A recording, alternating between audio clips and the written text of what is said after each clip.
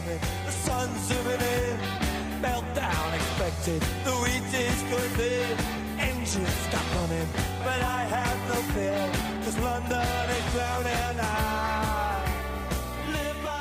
Hello everybody and welcome to the By the Minute Arsenal podcast, a Christmas special, if you will, only in the sense of it's near Christmas when we're doing it, but we wanted to get one in before the festive period really took off, so we're doing this on Christmas Eve, so we've got a couple of games to talk about, one I think slightly more than another, given the events of last week, but before we get into that, the usual introductions. I am Matt H, I'm pleased to say we have a full house, so I'd like to welcome Pete. Hello Pete.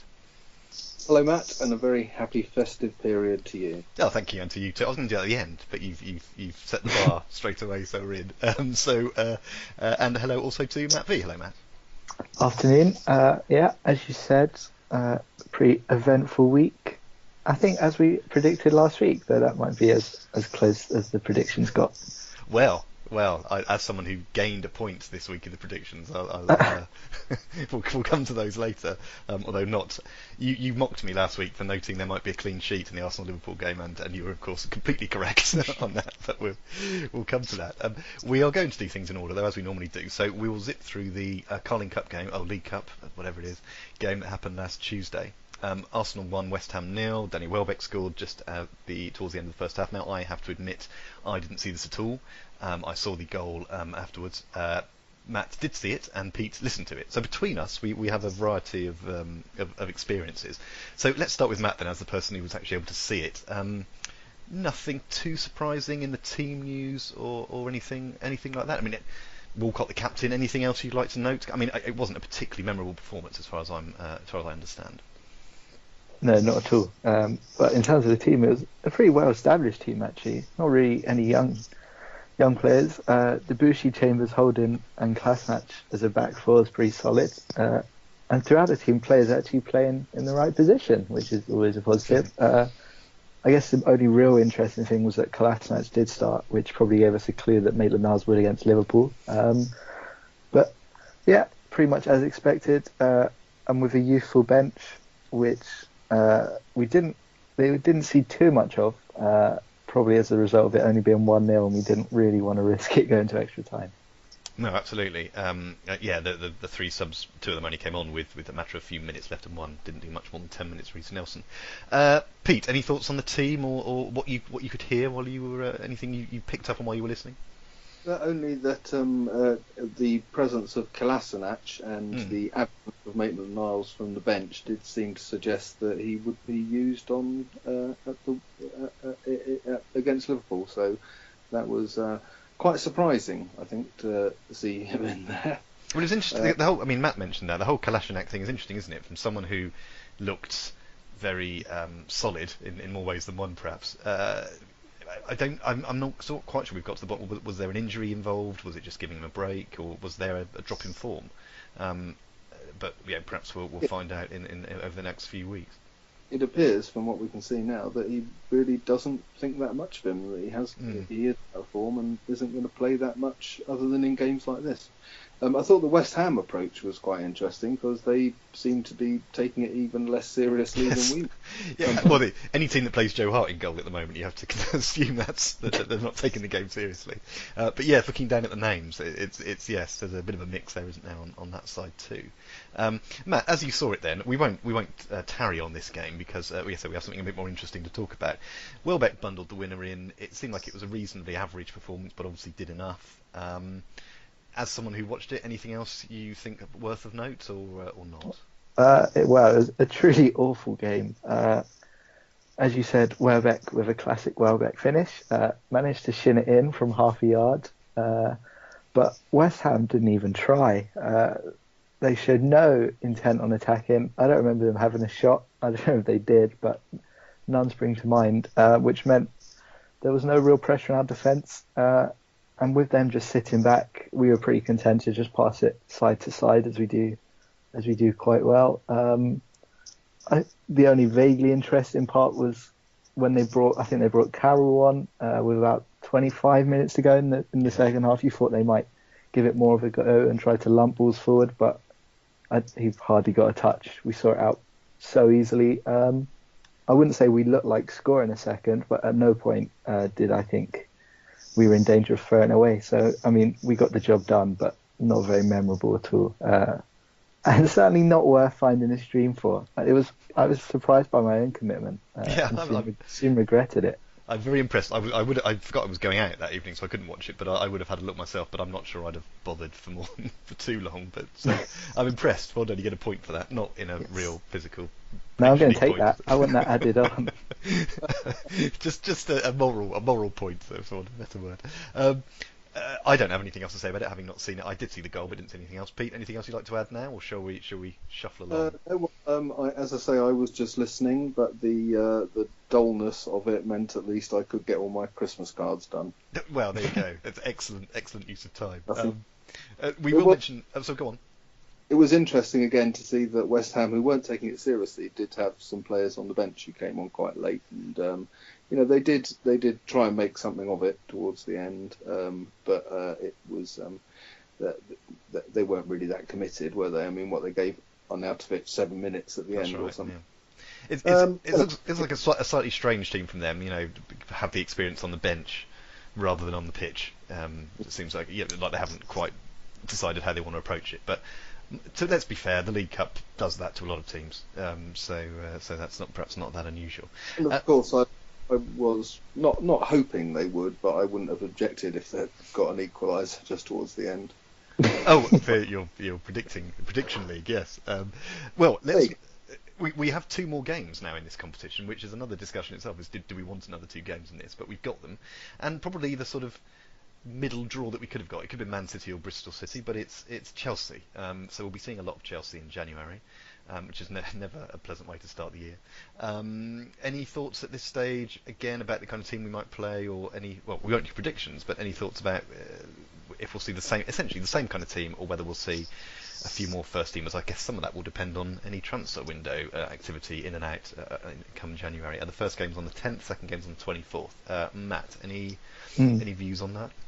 Well, I'm certainly glad just on the draw that we didn't get Man City, because choosing between playing twice more against them or going out against West Ham, I think I would rather we just lost. But playing Chelsea, I think we'll probably go a bit stronger, especially now with Giroud out until February, I read this morning. So we're going to have to play Lacazette, you'd imagine. And yeah, I think we have to go with a stronger team, because we don't want to be losing 2 games against Chelsea in January. That would halt any real momentum we had. So I think it would be nice to see a mixture of the fringe players that we have already seen and maybe a few more first team players.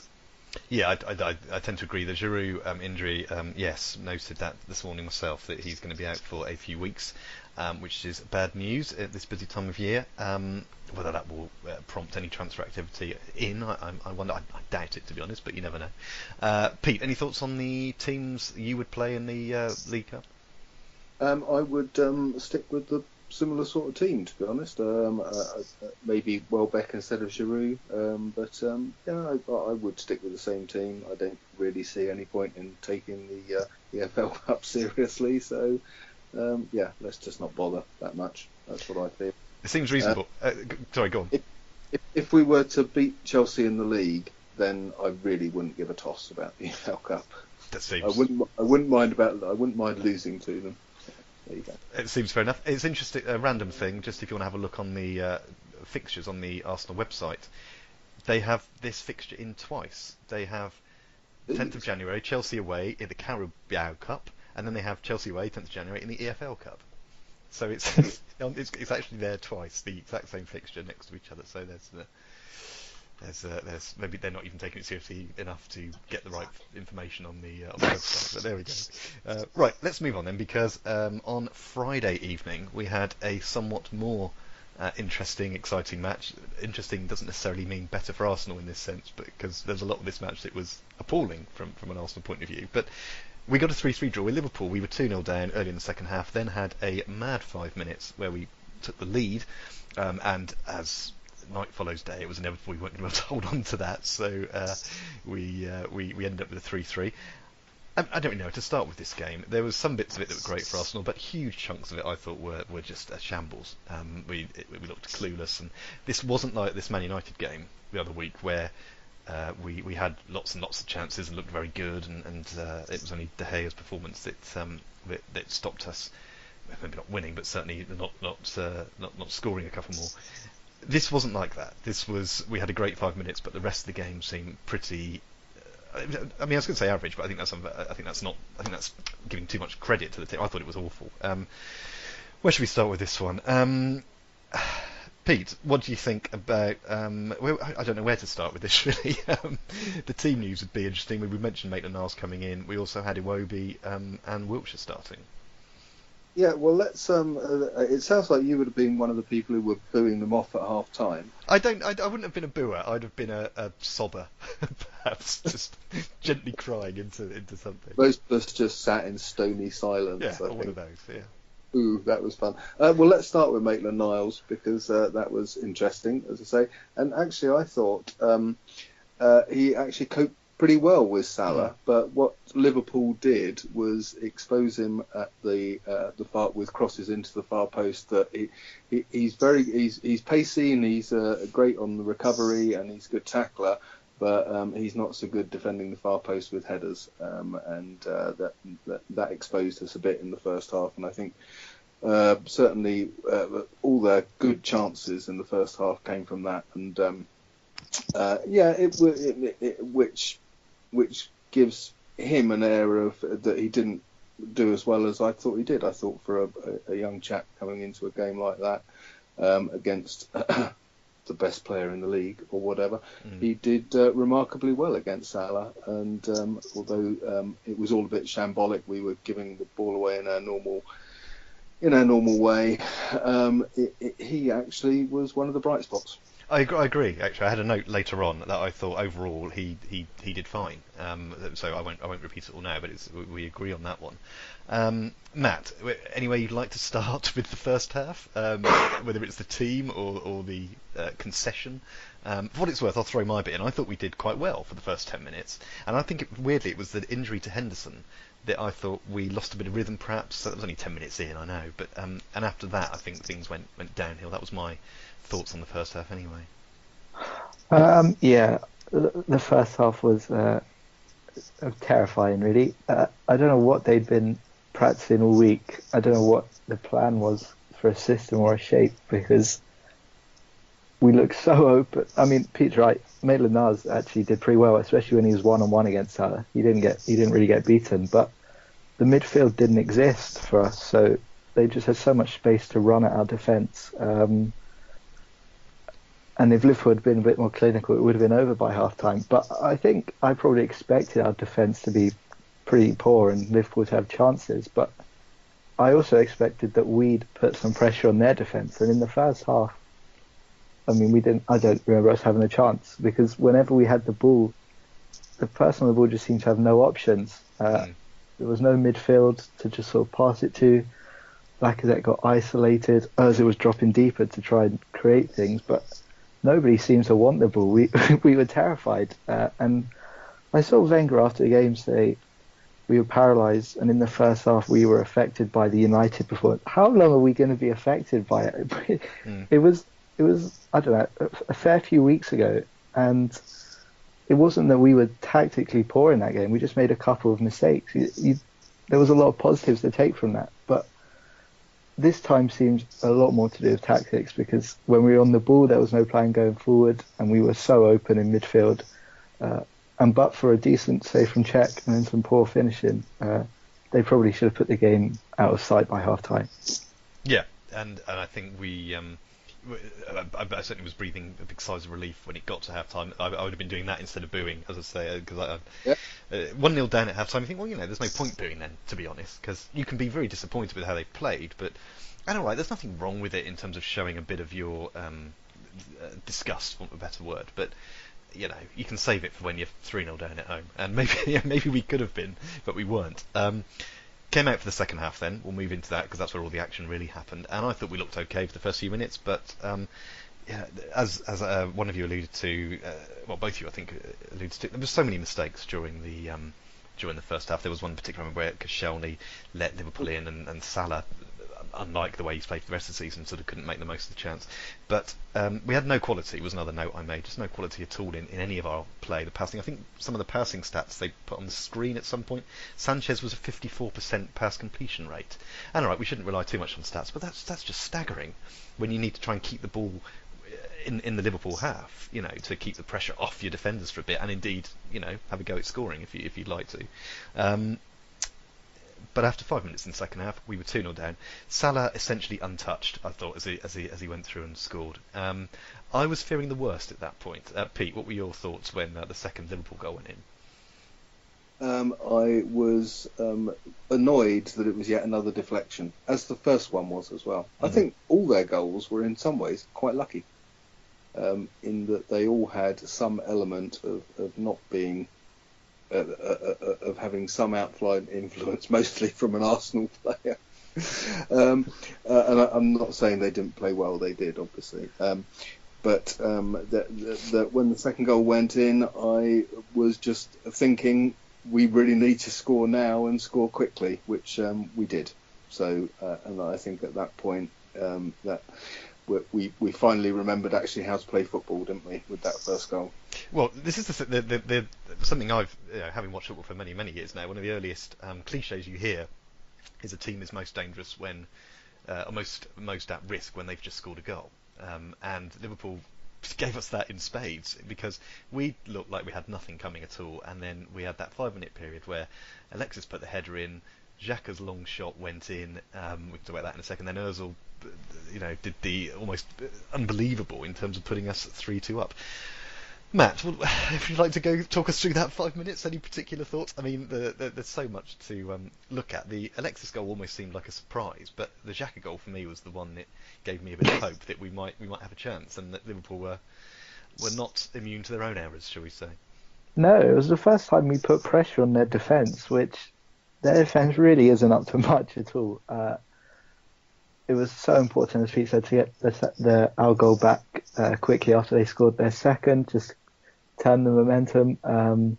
Sanchez did well not to give up on it, and it was good to see Bellerin put that ball in. Obviously been under a lot of criticism recently, hasn't performed very well, but took on his man and put in a good cross, and that got us back in the game. And then Liverpool were really rattled. Obviously, I was delighted to see Xhaka wind up for a shot from range. I was hoping he'd have a go, and he did.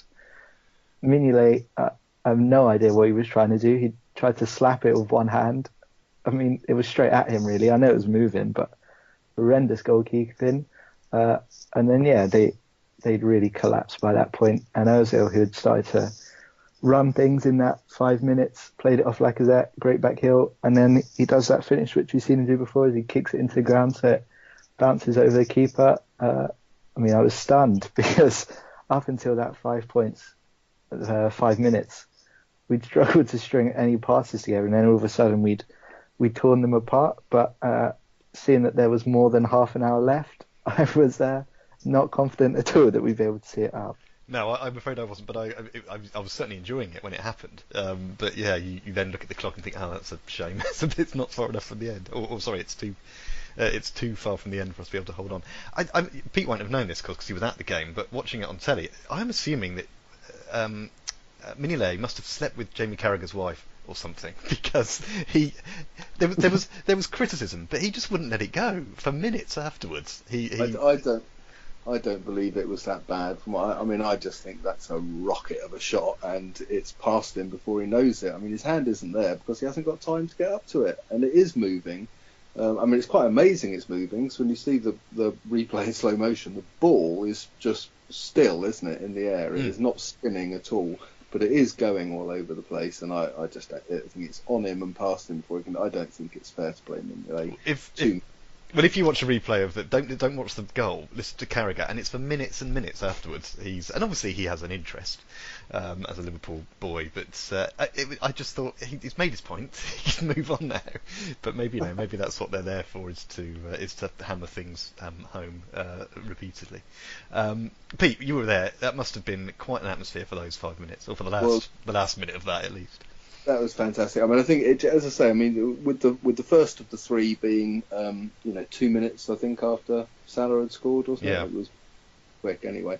I mean, from that moment on, everyone was up for it, and I think that helps change the course of our play as well. I think having the changing from a grumbly crowd to a quite excited and exuberant one really helped everyone get into it for those 5 minutes. And I think the only regret I think out of that period is that we didn't get the fourth, which we could have done with Bellerin crossing for Lacazette.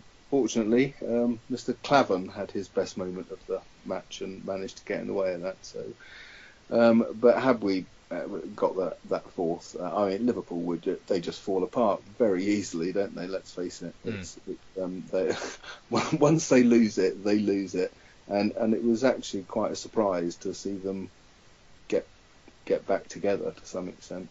And I'm not even just talking about the scoring, just the fact that they managed to calm things down. During that 5 and a bit more than that 10-minute spell, they just had completely lost it quite plainly. Yeah, and it was interesting because again, watching it, you wouldn't necessarily seen it where you were, but watching it on TV, and they cut to Klopp, and he seemed pretty clueless himself. He was not gesticulating, he wasn't doing anything. He was sort of, I don't know what to do about this anymore. Unless that's me just projecting something onto him. As we've alluded to, though, Arsenal couldn't quite hold on. Firmino got one with about 20 minutes to go, and that was that. And then the game sort of, there weren't that many chances after that I can remember off the top of my head. Czech has had a little criticism for the Firmino goal. Matt, any thoughts on that? I think I didn't see a huge amount of fault on his part myself, but you might have a different view. I think the defence is more to blame, because it's not that as though Firmino's made a good run. He's literally just stood there in the middle of our defence. Nobody's gone to him. It's a good ball to him. I mean, I know it's straight at Czech, but it's hit with a fair amount of pace. He gets a hand on it, and probably pretty unlucky that it bounces back into the goal. So no, I wouldn't put too much blame on him. I think he had a decent game overall, made some important saves. I think a lot more of the blame has to go to the defence for just allowing Firmino to have that much space in the middle of the goal. Yeah, I did. That's actually the note I made, how much space he had for that. I just mentioned Czech because Jamie Carragher, I think, was still going on about goalkeepers. Maybe it's just goalkeepers he doesn't like. Maybe he's many years of being shouted at by goalkeepers, and he's cracking. I'll blame someone else. Oh, please do. Alexis Sanchez.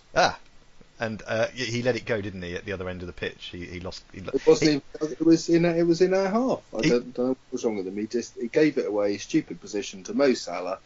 Who else are you going to blame? It was his fault.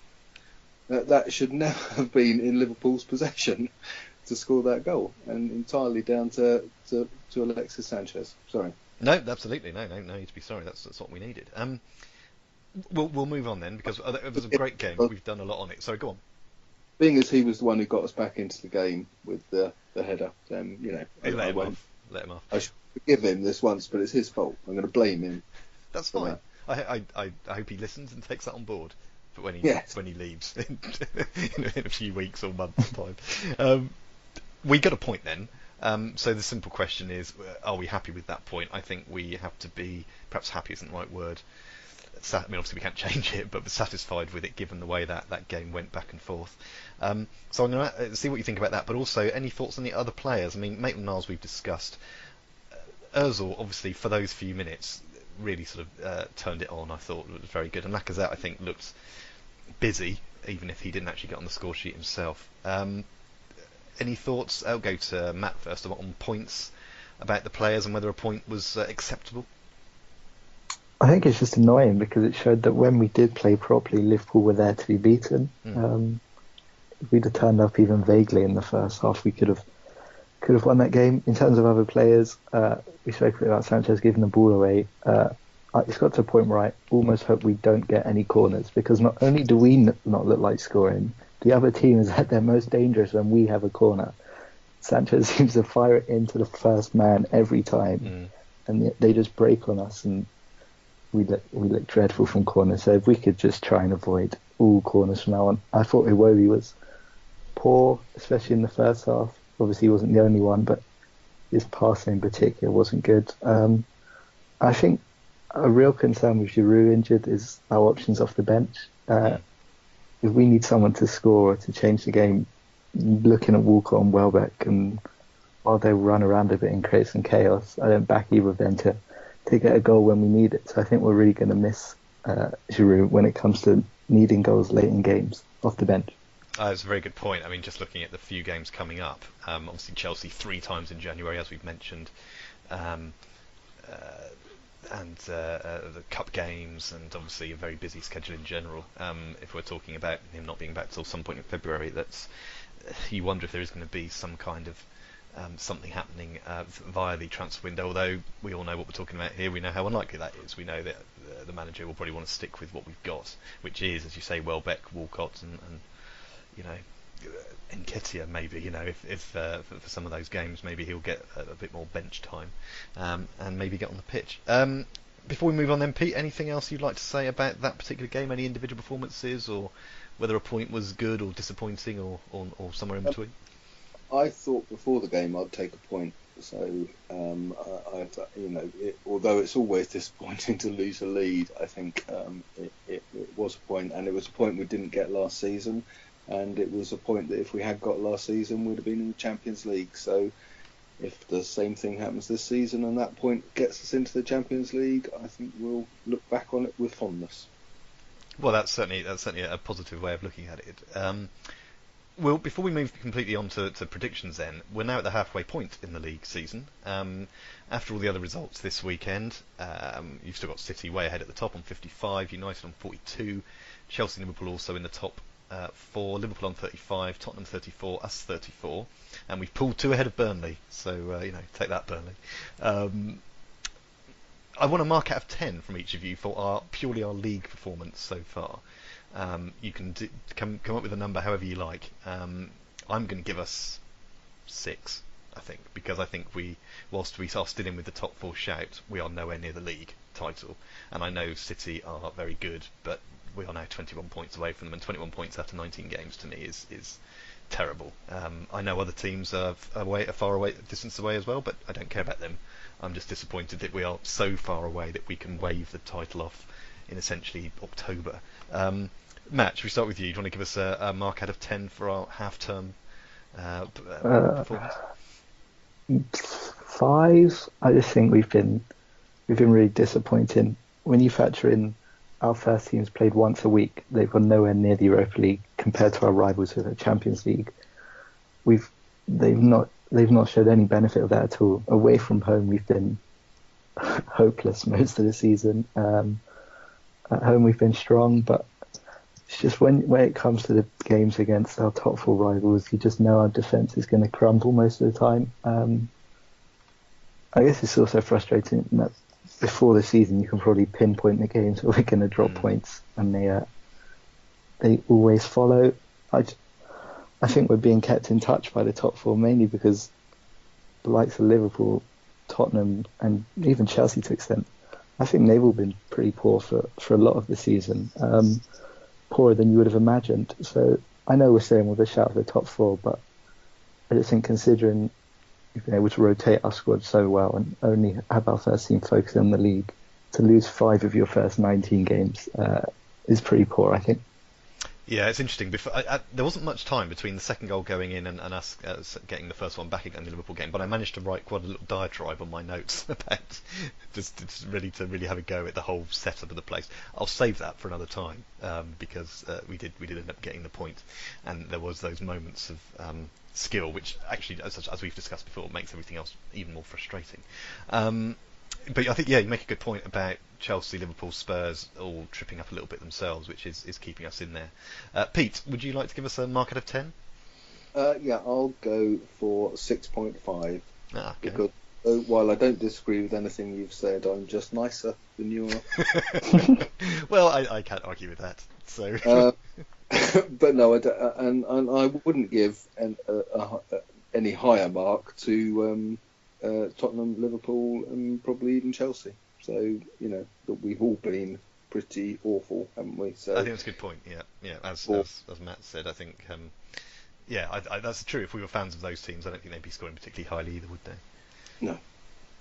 So I don't think we should be that too disappointed with our low marks, is what I mean, to some extent. They should feel reasonably okay about how things are going.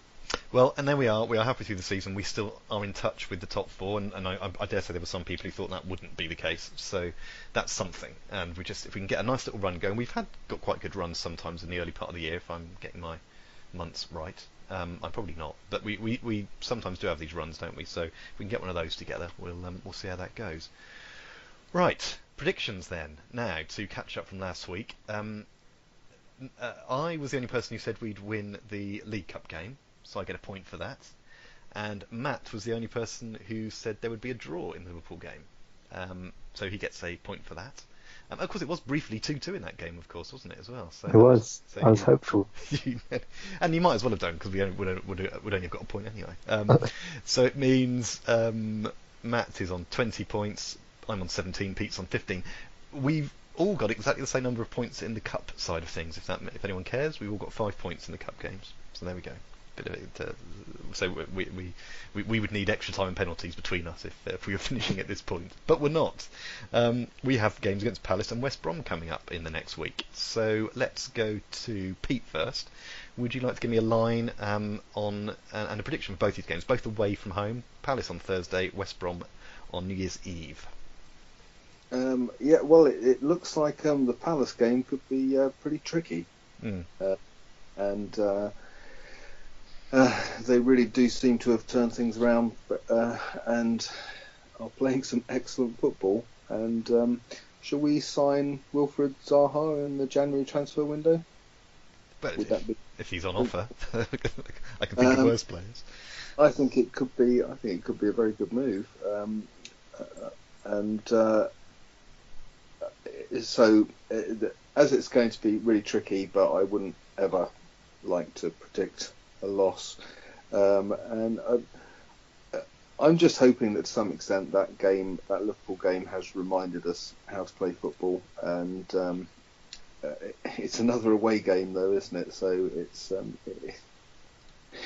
it's horrendous, isn't it? I'm really enjoying, as you know, my 2-1 score predictions. You are. So we'll go again for 2-1 to Arsenal. 2-1 doesn't seem to have got you any points, to be honest. But if you want to, you've got the odd 1 point. But if you want to stick with it, you stick with 2-1. Which, no, I'll tell you. You finish West Brom, and then we'll come back to me. Right. Well, West Brom, I'm hoping that Alan Pardew is still as awful as he has been for them so far, and I will go 3-1 Arsenal there. 3-1. Okay, Matt, what are your views and predictions on that? Well, Pete regrets his.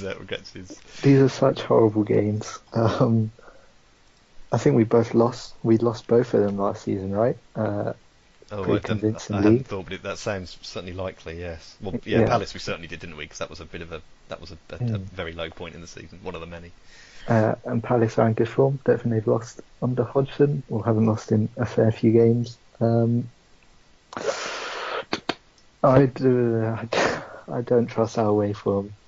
I don't trust us if Palace get ahead. I don't trust us, especially when their fans get going. I don't trust us to be able to deal with that. I'll go 1-1.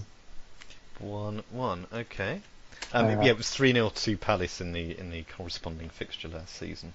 Oh God. Yeah.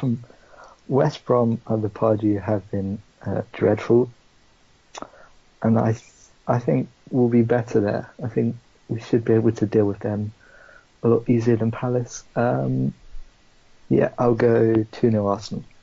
2-0. We lost the corresponding fixture last year 3-1 to West Brom. That was in March, or last season I should say, so it was March this year.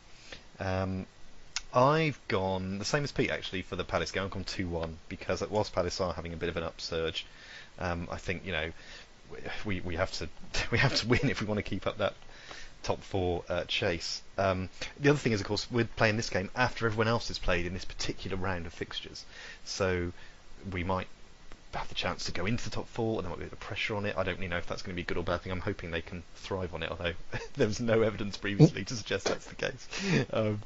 But I'm going to go 2-1 there because I think we should still be good enough to beat Palace, even if Palace are on a bit of an upswing. And the West Brom away game, I'm going on the fact that West Brom's recent form is not good, as you alluded to. So I'm going to go with a 3-0 Arsenal win there, which may be slightly ambitious, but that's what I've gone for. So, yeah, so we're all expecting some decent returns there, apart from your Palace prediction there, Matt. But I can bringing the mood down. Well, I can understand that one because the Palace game is not fun, and although we've got a decent record over them against them generally, the last game was a particularly bad moment for us all. I think it's safe to say. So there we go. We are done. We are ready. We will finish there and be back at some point between the West Brom and Chelsea games. So some point between. In the very early in the new year, the 1st or 2nd of January. Right, we'll wrap it up there then after a interesting pod with lots of stuff to discuss. So for the moment, I will say thank you very much, Pete, and festive greetings. And a very Merry Christmas to you. Thank you very much, and same to you, Matt. Thank you. I hope everyone has a Merry Christmas before Arsenal come back and have the chance to ruin it. This is true, yeah, we have a few days where we can actually forget about it for a while, so that's quite nice. So we don't have to let it hang over us, although we know it's always there, like everything bad, it's always hanging around. Anyway, on that happy note, I wish, yes, so thank you very much everyone for listening, wish you a happy festive period. We'll be back at some point in the very early next week in the new year. Until then, have a good break, and we will speak to you soon. Take care, bye-bye.